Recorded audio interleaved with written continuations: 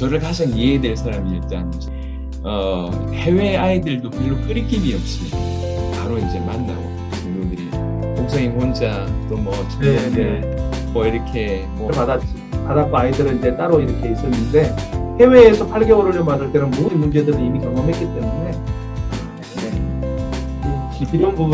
이런 부분을 최소화하기 위해서 제가 좀 아리까리한 좀 질문을 좀 준비했습니다. 세계 복음으로 하다가 이게 계속 컴플레인이 오기 때문에 이거 이유가 있고, 그리고 그 뒤에 이렇게 사회과학 되겠습니다.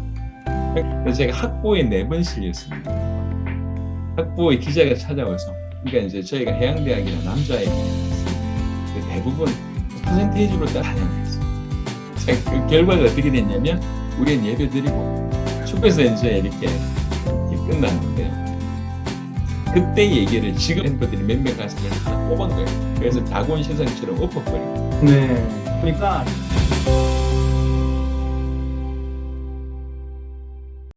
가벼운 질문 좀 드릴게요. 목사님 자녀분들이 4명이라고 제가 들었습니다. 자녀분들하고 이제 사모님하고 또 해외 복음화 사역을 하러 같이 다 또 데리고 거의 다니고 계시다고 지금 제가 들었는데, 팀들을 이끌고 때로는 막 몇 주, 몇 개월 이렇게 나가 계실 텐데 팀원들 이끌고 이렇게 하시는 사역도 지금 힘드실 텐데 가족 같이 챙기고 이렇게 하시려면 보통 일이 또 아니실 것 같아요. 왜 그렇게 굳이 하시는지 또 이 부분도 좀 자세히 좀 알고 싶습니다. 특별히 그렇게 하시는 이유가 있는지. 이게 이제 여튼 좀 반면교사가 좀 있었고요. 오히려 사역을 하면서 결국 가장 옆에 있어야 될 저를 가장 이해될 사람이 일단 제 아내가 돼야 되고, 그다음에 제 자녀들이 돼야 되는데, 이 부분 이해가 안 되면은 사역을 깊이 하는데 틈 생기겠다, 이 생각을 하게 됐고요. 또 하나는 아이들에게 있어서 가장 최고의 교육이 세계복음화, 어릴 때부터 세계복음화 현장에 있게 하는 거겠다, 이런 생각이 들었습니다. 그래서 4명을 항상 데리고 다니지는 못했지만 어떤 경우에는 1명, 어떤 경우에는 2명, 3명, 4명을 어떻게든지 데리고 가려고 이제 계속 힘써 왔었고, 처음에는 그게 이제 몇 년 전 사역을 보면 제 사역이 항상 아이 안고 사역하는 거였거든요. 얘가 이제 시차 적응이 안 되고 또 그러니까 늘 아이 안고 이제 사역을 하고, 이제 메시지 전할 때는 이제 눕혀놓고 사역을 하고 이랬는데, 그게 지금은 굉장히 도움이 된 것 같습니다. 그래서 이제 사역을 하면서 의외로 이렇게 사모님과의 어떤 틈이 벌어지는 부분들, 특별히 저희가 당사국 사역은 굉장히 이게 사역이 빨리빨리 진행되고 속도가 굉장히 빠르다 보니까 이게 조금 좀 차이가 나면 이렇게 좀 힘든 일이 벌어져서, 그걸 이제 이 사모 아내가 먼저 그걸 감지하게 됐고요. 무엇보다도 사모가 적극적으로 이렇게 같이 가려고 해서 이제 그런 일들이 이루어진 거고, 덕분에 이제 아이들을 이제 계속 데리고 다닐 수가 있었었는데, 이렇게 3살, 4살 이런 때부터 이제 아이들을 데리고 다니니까 저희 이제 셋째, 넷째 같은 경우에, 특별히 셋째 같은 경우에는 지금 이제 초등학교 3학년인데 해외 아이들도 별로 끓이김이 없이 바로 이제 만나고 하더라고요. 그래서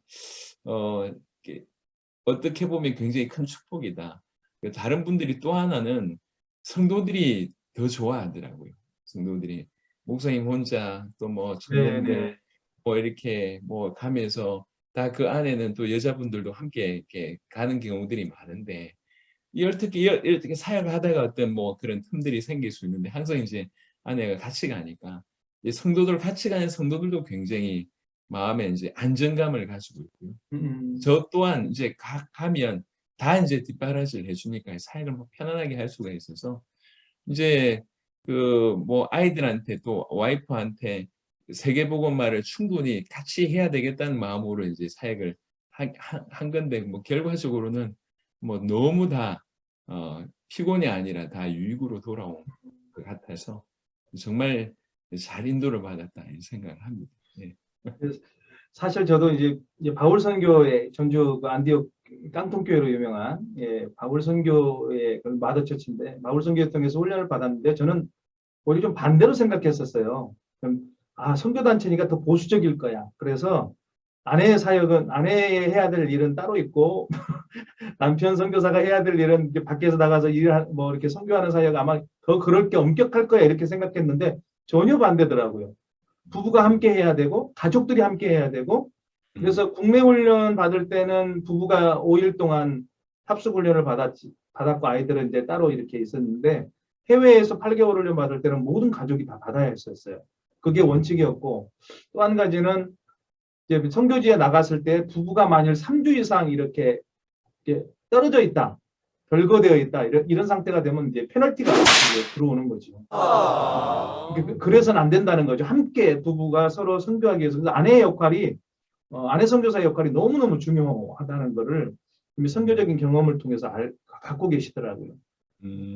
그래서 이제 혼자 이렇게 남편 선교사 때로는 어떤 분들 보면 남편 선교사님만 혼자 이렇게 들어와서 사역하고 아내 사모님은 저 국내에 계시고 이런 분들도 꽤 계셨어요. 그런 경우는 이 전통적인 어떤 전통이 오래된 선교단체들은 절대 용납을 안 하시죠. 거기에서 오는 여러 가지 문제들을 이미 경험했기 때문에 네. 이런 부분들 아주 우리 조 목사님은 너무 그런 부분들을 이미 터득하시고 잘 해가시는 아주 잘 해가시고 있다고 생각이 들었습니다. 좀 재미있는 질문인데 이런 말 들으면 우리 자녀분들이 좀 질투를 할 수 있을 것 같긴 해요. 근데 좀 이런 부분을 최소화하기 위해서 제가 좀 아리까리한 좀 질문을 좀 준비했습니다. 세계 복음화에 대한 열정에 대한 부분에 있어서 만큼은 누가 제일 내 자녀 중에 누가 제일 우리 조 목사님 닮았다고 목사님을 평가하시나요? 지금 현재 네, 지금 현재 닮았다라고 하는 부분들은 뭐 다 닮았는데 지금 현재 나중에 우리 자녀들이 듣게 되면 좀 그러니까 지금 현재 세계복음화의 열정 그 부분은 지금 현재 둘째인 것 같습니다. 아들이 아까 말씀드렸듯이 본인이 이미 다 과정을 경험했는데도 통과했는데도 금정고시로 헤브론 원형학교를 일부러 자원하는 마음으로 이제 들어가서 지금도 잘 이렇게 인도를 받고 있고 지금 현재는 그 정도인 것 같습니다. 헤브론 원형학교에 들어간 그 청소년들이나 학생들은 미래의 선교사가 되겠다고 하는 어떤 그런 각오로 네. 그 기준으로 뽑습니다. 네. 네, 되게 자랑스러우시겠어요, 우리 목사님. 혹시 목사님의 취미가 있으십니까? 제가 볼 때는 우리 세대 세계복음화가 취미실 것 같은데. 취미, 저 사실 이제 저희 아버님이 운동신경이 참 좋으셔서 네. 뭐 구기 운동 이런 거 좋아하시거든요. 저도 어릴 때 이제 공 가지고 노는 운동 좋아해서요. 지금도 짬이 나면 이제 목사님들하고 족구 하고 있습니다. 그리고 이제 이렇게 잘은 못해도 낚시가 재미가 있어서 1년에 한두 번은 꼭 배낚시를 갔었었는데 그렇습니다. 저는 바닷가에서 자랐는데 어렸을 때 무지하게 낚시 많이 했거든요. 대나무에다가 낚싯줄을 해서 만들어서 개치렁이 그냥 나오니까 해서 낚시도 많이 하고 배에서도 낚시 많이 하고 했는데 지금은 낚시를 할 수가 없습니다. 낚시하고 담 쌓고 삽니다. 재밌는 일화가 하나 있더라고요, 목사님. 목사님 책에 보니까 대학 시절 그 세계복음화 하자고 이렇게 이제 팀을 만들어서 그 해양대학교에서 활동하시는 가운데 정오 시간만 되면 학교 운동장에 나가서 이제 트랙에 둘러앉아가지고 뭐 찬양하고 또 기도에 가지셨다고 그렇게 제가 좀 봤는데 뭐 눈이 오나 비가 오나 또 운동장에서 그렇게 운동하는 학생들도 있었을 텐데 되게 눈치도 보이고 이렇게 뭐라고 했을 것 같은데 좀 저희 마음에 아까 말씀드렸듯이 굉장히 그 불이 있었습니다. 그래서 어떻게 하면 우리 대학 전체에 좀 복음을 들을 수 있는 그런 기회를 마련해 볼까? 일단 영적으로 우리가 이제 선포를 해야 되겠고, 우리가 어떤 사람인지 전해야 되겠고, 그래서 이제 복음을 정말 이렇게 알고 싶을 때는 먼저 우리가 생각나게 하는 또 영적인 전쟁에서 승리해야 하는 이런 여러 가지 기도 제목을 가지고 제가 우리 12시마다 예배를 드리자. 예배를 드리되 모두가 알 수 있는 곳에서 예배를 드리자. 이렇게 이제 먼저 제안을 해서 도서관 근처에서 이제 이렇게 도서관 근처에 이렇게 쉬는 그 정자 비슷한 데서 모여서 찬양하고 간절히 기도하고 제가 짧게 말씀 전하고 했는데 도서관에서 계속 컴플레인이 오는 거죠. 이게 컴플레인이 올 수밖에 없는데 처음에는 이거 사단의 공격이다 이러면서 계속 더 큰 소리로 하다가 이게 계속 컴플레인이 오기 때문에 이거 이유가 있다. 뭔가 하나님께서 우리에게 주신 또 사인이지 않나 생각이 들어서 이렇게 기도하고 있는 중에 장소를 살펴봤어요. 이제 저희 해양대학은 이렇게 본관이 디귿자로 이렇게 생겼습니다. 디귿자로 생겼고 그리고 그 뒤에 이렇게 사회과학대가 있습니다. 그러니까 사면이 둘러싸여 있는 한가운데가 운동장인데 이 운동장이 굉장히 커요. 그래서 이제 예를 들면 세로만 해도 100m 정도, 가로는 충분히 200m 이상 되는 굉장히 좀 큽니다. 크기에 이제 그러니까 이게 본관이고 이게 사회과학대고 공대가 이쪽에 있으면 밥을 먹는 학생 식당은 이쪽에 있어요. 그러다 보니까 밥을 먹으러 가려면 이리 가든지 저리 가든지 여튼 수많은 멤버들이 이렇게 통과를 해야 되는 거죠. 저기다. 그래서 이제 운동장 한가운데서 12시마다 이제 찬양하기 시작을 했는데 찬양하고 간절히 기도하기 시작을 하고 제가 말씀을 전한 그러면 한 30분 정도 했었거든요. 뭐 20분, 25분, 30분 이 정도 했었었는데 처음에는 참 놀림을 많이 받았습니다. 네. 뭐 하는 거냐면서 막 지나가면서 뭐 이렇게 놀리기도 하고 또 어떤 좀 직구전 친구들은 우리가 찬양할 때 눈 감고 이렇게 찬양을 하고 하다 보니까 다 이제 찬양하는 모양들이 다르거든요. 굳이 얘기하면 반동이 달라요. 앞뒤 반동하는 친구들이 있고 옆뒤 반동하는 친구들이 있고 뭐 이렇게 그러면 그걸 지켜보고 우리가 이제 우리 옆을 지날 때는 이렇게 그 흉내를 내는 우리 놀린다고 이제 운동장 한가운데 있다 보니까 이렇게 아이들이 지나가는 길하고는 거의 한 50m 이상씩 떨어져 있는 거죠. 저쪽에서 신청곡 신청곡 있다면서 이거 불러달라는 요런 얘기도 있었고요. 근데 하루 하다가 그다음에 이틀 하다가 일주일 하고 2주일 하고 한 달 하고 2달 하고 1년 하고 2년 하고 이러니까 사람들 이 학생들 머릿속에 생각이 바뀌기 시작해요. 쟤네들 도대체 뭐지? 그래서 제가 학보에 4번 실렸습니다. 학보에 기자가 찾아와서 도대체 뭐 하는 겁니까? 예배하는 건데요. 언제까지 할 건데요? 아니 주님 오실 때까지 하죠. 왜 하는 건데요? 주님을 예배하고 찬양하고 그러면 흑암이 꺾이고 뭐 이런 얘기를 제가 하니까 기사를 쓰려고 왔는데 이게 뭐가 하여튼 그렇게 해서 4번에 제가 실렸는데 이제 에피소드가 굉장히 많습니다. 그중에 2-3가지만 말씀을 드리면 저희가 주일날에는 그 12시가 예배 시간이었거든요. 오후 예배를 다 끝나고 오면 한 7시 정도 됩니다. 근데 7시에 와서 몇 명이 모여서 또 예배를 드린 겁니다. 그러면 보통은 주일날 저녁이면 캄캄하거든요. 그리고 이제 불을 안 켜놓는 그런 경우들이 많아요. 그러면 캄캄한데 밤 7시에 저 운동장 한가운데서 찬양이 들리니까 그래서 어떤 친구가 이렇게 요청을 해왔어요. 제발 비 오는 날, 비 오는 날 밤에 제발 내 찬양 좀 마라. 무서워 죽겠다. 그러니까 그런 얘기도 하고 또 어떤 분들은 조용하게 와서 교수님인데 내가 꼭 밥 한 번 사주고 싶다면서 이제 그런 일도 있었는데 사실 이제 결정적인 에피소드 한 번은 어떤 거였냐면 체육대회가 있던 때였습니다. 체육대회. 체육대회다 보니까 과대항인 거죠. 과대항.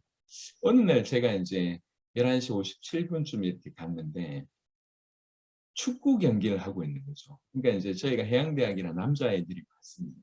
대부분 퍼센테이지로 따지자면 한 10% 정도가 여자고 대부분 남자들다 보니까 과대항 축구 경기거든요. 굉장히 살벌합니다. 축구 경기를 하고 있고 또 과의 응원단들이 이제 다 이렇게 앉아 있는 그런 상황입니다. 그런 상황인데 우리 팀들이 이렇게 하긴 해야 되는데 이렇게 멈춰 있는 거죠. 이렇게 지금 이런 상황에 누가 보더라도 나가면 안 되는 상황이에요. 제가 그걸 보고 한 번은 도전해야 되겠다 싶어서 운동장으로 쭉 걸어 나갔습니다. 그러니까 제가 걸어 나가니까 우리 애들이 팀들이 따라서 쭉 걸어 나가는 거예요. 그러니까 쭉 걸어 나가니까 갑자기 축구하는 축구들 하던 선수들이 갑자기 멈춘 거죠. 그리고 응원단도 갑자기 하다가 갑자기 멈춘 거죠.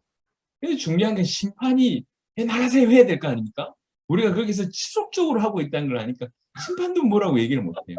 앞으로 쭉 가서 운동장 한가운데서 늘 하듯이 이렇게 원을 그리고 찬양을 했습니다. 자, 그 결과가 어떻게 됐냐면 우리는 예배드리고 축구는 축구대로 하고 심판은 응원은 응원대로 하고 그러면서 이제 이렇게 끝났는데요. 그때 얘기를 지금도 우리 그때 같이 있었던 팀들이 후배들이 이제 얘기하거든요. 정말 도무지 그러면 안 되는 상황인 것 같은데 처음으로 대학생 때 사용할 수 있는 믿음이었기 때문에 그때 일어났던 그 도무지 말도 안 되는 상황에 어떤 완전히 정리되는 하나님이 정리하신 그런 사건들 경험하게 되면서 너무 감사한 일이 벌어졌고 이제 저희는 이렇게 이 공간이 있고 이 사회과학대가 뒤에 있으면 앞에 세 개가 서 있었습니다. 천하대장군, 지하여장군, 그리고 이제 용암 이렇게 세 개가 이렇게 서 있었어요. 세 개가 서 있었는데 그때 당시에 CCC 멤버 동아대학인가 CCC 멤버 한 명이 우상숭배 하지 마라 이래가지고 밤에 전기톱 들고 가서 자르다가 이렇게 들킨 거죠.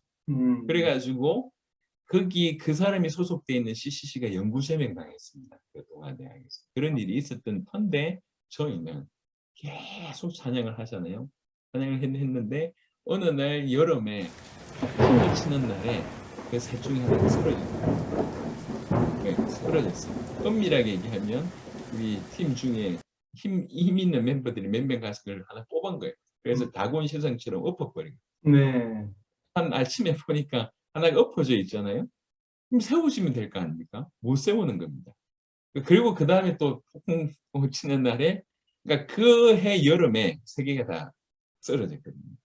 예, 아직까지 세워지지 않았습니다. 아예 그 터에는 그 세 개가 사라졌습니다. 이제 정오 찬양을 계속 저희가 하면서 받은 여러 가지 응답 아니면 에피소드, 예, 그런 것 중에 하나였습니다. 아멘입니다. 아멘입니다.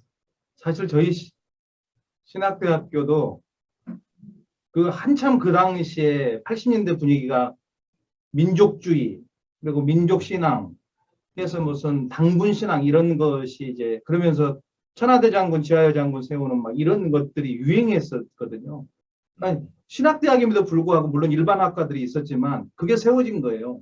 딱 올라가는 이 학교 정문 쪽 딱 올라가는 딱 그 동산에 근데 나중에 정말 우리 교단 안에도 이제 불같은 신앙으로 이렇게 가신 목사님이 계셨는데 도끼 들고 와가지고 부숴내가지고 잘라내서 예, 나무 쓰러뜨리듯이 제거해가지고 결국은 뽑아내고 예, 그랬던 경험도 있습니다. 하여튼 이야기를 듣다 보니까 대단하시다는 생각도 들고 엉뚱하시다는 생각도 들고 순수하다는 생각도 들고 이게 무슨 저기 기독교 영화 만들면 또 재미있으면서도 신앙적으로도 도전을 줄 수 있는 그런 소재가 충분히 될 수 있을 거라 이런 생각도 좀 들어봅니다.